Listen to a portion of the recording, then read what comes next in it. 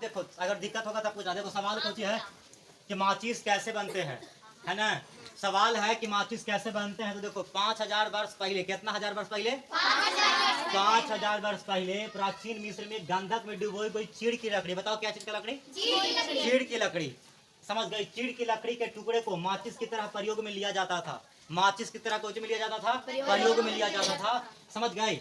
उसके बाद आजकल हम लोग जो माचिस है ना, तो माचिस के सिरे पर क्या लगाते हैं, तो एंटीमनी ट्राई सल्फाइड, क्या लगाते हैं बता दो, एंटीमनी ट्राई सल्फाइड, समझ गए।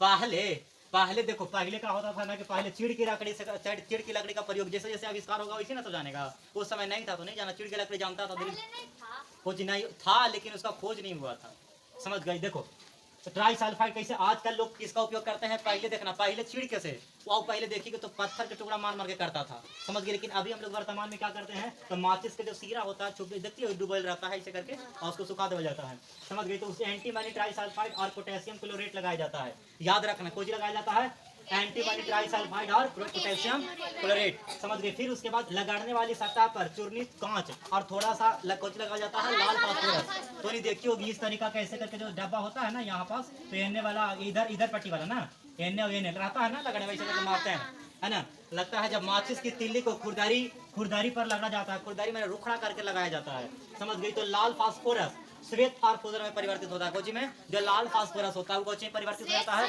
श्वेत फास्फोरस में कोची होता है बता दो, परिवर्तित हो जाता है वह तुरंत, यह जो होता है ना तुरंत कोची में परिवर्तित हो जाएगा। तो माचिस की तिल्ली पर लगे पोटेशियम क्लोराइड से अभिक्रिया कर कोची कर लगता है, वो ऊष्मा उत्पन्न करने लगता है इस तरह से, जिससे एंटीमनी ट्राइसल्फाइड का कोची हो जाता है, दहन प्रारंभ होने लगता है, समझ गई।